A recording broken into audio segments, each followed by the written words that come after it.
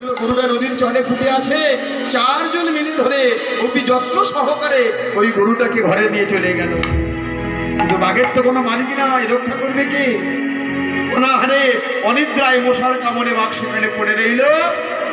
আর যখন নদীতে জোয়ার এলো, ওই জোয়ারের সঙ্গে হাঙর কবির সবাই এসে ওই বাঘটাকে ধরে ছিঁড়ে ছিঁড়ে ছিঁড়ে ছিঁড়ে শেষ করে খেয়ে ফেলল। তাহলে প্রমাণ কি হলো? গরু আমাদের দেখিয়ে দিয়ে গেল, হে কলির জীব, আমি যেমন আশ্রয় করেছি আমার মতো তোমরাও আশ্রয় করো। আশ্রয় করিয়া ভাজে তারে কৃষ্ণ নাই তাজে, আর সব মরে অকার। সেই জন্যই মায়েরা আমরা বৃন্দাবনে গেলে খালি বলি রাধা রানী কি, রাধা রানী কি, রাধা রানী কি। এই রাধা রানী হলেন আশ্রয় তত্ত্ব, আর আমার ভগবান শ্রীকৃষ্ণ হলেন বিষয় তত্ত্ব। সেই রাধারানীকে আশ্রয় করলে যদি রাধারানীর কৃপা আমরা পেতে পারি, সকল বিপদ থেকে আমাদের ভগবান শ্রীকৃষ্ণ আমাদের রক্ষা করবে। নিতাই গৌর প্রেমানন্দে হরি বল, হরি বল, হরি বল। তাই আমরা আশ্রয় করলাম। এবার যে লীলা আস্বাদন করবো ভক্ত রঘুনন্দনের লীলা। পূর্ব বর্ধমান জেলা, বর্ধমান জেলা দুটো, একটা হলো পূর্ব বর্ধমান আর একটা হলো পশ্চিম বর্ধমান। সেই পূর্ব বর্ধমান জেলায় শিখণ্ড নামক এক গ্রামে মায়েরা, অনেক পরিবারের মধ্যে দুই ভাই এক পরিবারে। বড় ভাইয়ের নাম হলো মুকুন্দ সরকার আর ছোট ভাইয়ের নাম হলো নরহরি সরকার। মুকুন্দ সরকার পেশায় একজন চিকিৎসক, মানে ডাক্তার। কেমন ডাক্তার? কবিরাজি ডাক্তার। আর ছোট ভাই হলো কম্পাউন্ডার। আজকে ছোট ভাই বড় দাদাকে ডেকে বলছে, দাদা, ও দাদা, তুমি শুনেছ ওই নবদ্বীপে দুই ভাই নিতাই চাঁদ আর গৌর চাঁদ এমন ভাবে জীবের দুই কর্ণে হরি নামামৃত কৃষ্ণ নামামৃত দান করছে, সেই হরিনামে শুনে জীবের রাশি রাশি পাপ তাপ সব দূরীভূত হয়ে যাচ্ছে। তাই আমি মনে মনে স্থির করেছি এই সংসার ছেড়ে দেব, এই ভিটে বাড়ি সব ত্যাগ করে দেব, আর সবকিছু ছেড়ে দিয়ে ওই গৌরের কাছে গিয়ে গৌর চরণকে সার করে হরিনাম করতে করতে আমার অবশিষ্ট জীবনটা আমি কাটিয়ে দেব। ছোট ভাই নরহরি যখন এমন কথা বলেছে, নরহরির কথা শুনে মুকুন্দ কবিরাজ বলছে, নরহরি রে,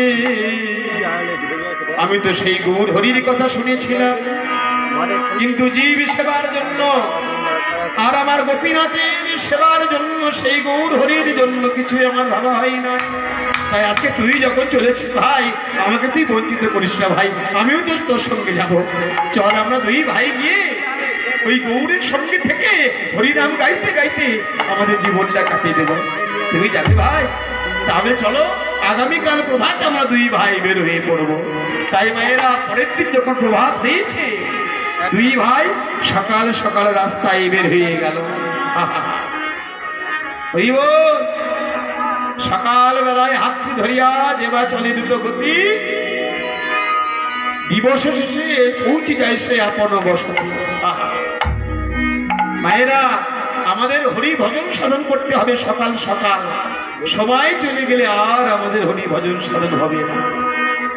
সময় চলে যায় নদীর স্রোতের প্রায় সোনার ঘটিতে বলে টিক টিক টিক, যে না চলে সময়ের সঙ্গে তার শত ধিক ধিক ধিক। এই মনুষ্য জন্মটা কখন যে আমাদের অতিবাহিত হয়ে যায় আমরা কেউ বুঝতে পারি না। ছিলাম আমরা ভালো, ধীরে ধীরে হলাম যৌবন, এবার ধীরে ধীরে বৃদ্ধের পথে এগিয়ে যাচ্ছে। তাই দুই ভাই সকাল সকাল চলেছে মায়েরা সেই গৌর হরির কাছে। আচ্ছা, সকালবেলা রাস্তায় বের হয়ে গেলে রাস্তা দিয়ে হেঁটে হেঁটে চলেছে। সেই পূর্ব বর্ধমান জেলা থেকে নবদ্বীপ ধাম অনেকটা রাস্তা, কাটোয়া হয়ে ঘুরে ঘুরে ঘুরে যেতে হয়। দুই ভাই রাস্তায় হেঁটে হেঁটে চলেছে আর দুই বাহু তুলে বদন ভরে গাইছেন। কি গাইছেন? আসলে আমরা সবাই মিলে বদন ভরে গাইব। ভজ গৌরাঙ্গ কহ গৌরাঙ্গ লহ গৌরাঙ্গের নাম রে, ভজ গৌরাঙ্গ কহ গৌরাঙ্গ লহ গৌরাঙ্গের নাম রে, ভজ গৌরাঙ্গ কহ গৌরাঙ্গ লহ গৌরাঙ্গের নাম রে, ভজ গৌরাঙ্গ কহ গৌরাঙ্গ লহ গৌরাঙ্গের নাম রে। যে জন গৌরাঙ্গ ভজে সে হয় আমার প্রাণ রে, যে জন গৌরাঙ্গ ভজে সে হয় আমার প্রাণ রে,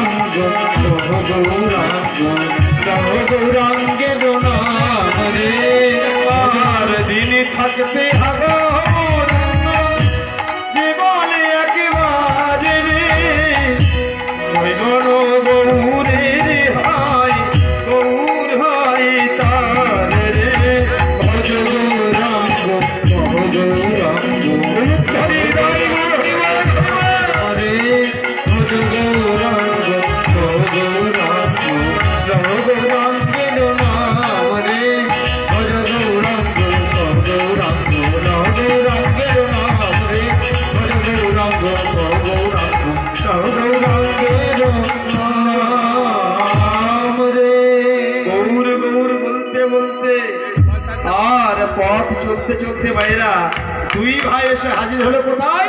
শিবাস অঙ্গনে। আমার গৌর হরি তিন জায়গায় সর্বদা কীর্তন করতেন। কোথায়? শিবাস অঙ্গনে, অদ্বৈত আচার্যের বাসভবনে, আর সুরধনী গঙ্গা তীরে। আজ গৌর হরি শিবাস অঙ্গনে কীর্তন করছেন মায়েরা। শ্রী অর্থে সুন্দর, আর বাস অর্থে বসবাস করার যোগ্য গৃহ বা ঘর। যে ঘরটা বসবাস করার যোগ্য ঘর হয়, সেই ঘরেই মায়ের আমার ভগবান বাস করে। আজকে গৌর হরি কীর্তন করছেন, আর দুই ভাই কীর্তন করতে করতে সবার পিছনে এসে দাঁড়িয়েছে। হাজার হাজার ভক্তের ভিড় করে আছে, আর সেই হাজার হাজার ভক্তের পিছনে এসে দুই ভাই দাঁড়িয়েছেন, আর প্রাণ ভরে আমার গৌরাঙ্গের সেই হরিনামে শুনছেন। এমন সময় হরিনাম করতে করতে গৌর হরি আমার শিবাসকে ডেকে বললেন, শিবাস, ও শিবাস। গৌর হরি চেয়ে দেখো সেই সবার পিছনে ওই যে দুই ভাই দাঁড়িয়ে আছে না, ওই দুই ভাইকে তুমি আমার কাছে ডেকে নিয়ে এসো। দুই ভাইকে যখন ডাকা হলো, দুই ভাই ধীরে ধীরে এসে আমার গৌর হরি চরণ তলে লুটিয়ে পড়েছে। ভাই আহা, একি মুকুন্দ নরহরি, আরে ওঠো ওঠো, আমার চরণ ছাড়ো, ওঠো, দাঁড়িয়ে ওঠো। দুই ভাই দাঁড়িয়ে উঠে বলছে, গৌর হরি তুমি আমাদের চেনো? তুমি আমাদের নাম জানলে কেমন করে গৌর হরি? গৌর হরি বলছে, মুকুন্দ আমি সব জানি। তোমরা দুই ভাই কারো আমার কাছে এসেছো আমি তাও জানি। তোমরা দুই ভাই এসেছো সারা জীবনের মতো সংসার ত্যাগ করে, সংসার ভিটে বাড়ি ছেড়ে দিয়ে আমার সঙ্গে থেকে হরিনাম করবার জন্য এসেছো। মুকুন্দ কবিরাজ বললেন, যথার্থ বলেছেন গৌর হরি, কিন্তু মুকুন্দ শুধু তোমরা তো ভাবলে হবে না, আমার ভাবনাটা কি দেখতে হবে তো। হ্যাঁ, তোমরা দুই ভাই যদি সংসার ত্যাগ করে এসে আমার সঙ্গে থেকে হরিনাম সংকীর্তন গাও, তাহলে কলির জীব তারা ভয় পেয়ে যাবে। তারা ভাববে কি, সংসার ত্যাগ না করলে, সংসার না ছাড়লে হরিনাম গাওয়া যায় না, আর ভগবানকে লাভ করা যায় না। তাই শোনো মুকুন্দ, তোমার উপর আমার অগাধ বিশ্বাস। মুকুন্দ শেষ আমার কাছে এসো। এই বলে মুকুন্দকে ডেকে নিলেন আমার গৌর হরি। আর মুকুন্দকে ডেকে নিয়ে আমার গৌর হরি মুকুন্দ কবিরাজের মাথায় হাত বুলিয়ে দিচ্ছে। মুকুন্দ কবিরাজের মাথায় হাত বুলিয়ে দিচ্ছেন ভাইরা গৌর হরি, আর মুকুন্দ কবিরাজ নয়ন ধারায় ভেসে যাচ্ছে। বুঝতে পারছে? আমরা ভগবানকে পাবার আশায় কত ব্যাকুল হচ্ছি, আর সেই ভগবানকে যখন পেয়েছেন মুকুন্দ কবিরাজের মাথায় হাত বুলিয়ে দিচ্ছেন গৌর হরি, আর মুকুন্দ কাঁদছেন। তার কারণ কি গো? ভগবান নিজে বলেছেন, यदि मम भजते नित्य विद्यतस्य हरम महम कर्मेषु बंध विच्छेद। বুঝতে পারছে? यदि मम भजते नित्य মানে আমার যদি কোনো ভক্ত নিত্য নিত্য ভজন সাধন করে, আমি প্রথমে কি করি? বৃত্ততস্য হরম মহম। আছে প্রথমে আমি তাদের চাকরি ছিনিয়ে নিই, বৃত্ত কর্ম ছিনিয়ে নিই, আর কি করি? কর্মেষু বন্ধু বিচ্ছেদ। নিত্য কর্মে তাদের যে বন্ধু বান্ধব, তাদের থেকে আমি ডিফারেন্স করে দিই, বিচ্ছেদ করে দিই। আরো করেন ভগবান, কি করে? শত কষ্টের সৌজীবতী, মানে অনেক কষ্টের মধ্য দিয়ে তার জীবনটাকে চালিত করান ভগবান। এবার ভেবে দেখুন মায়েরা, ভগবান যদি এত কষ্ট দেন তার ভক্তদের, ভগবান আপনারা কি হরিনাম করবেন? হ্যাঁ, এত কষ্ট করে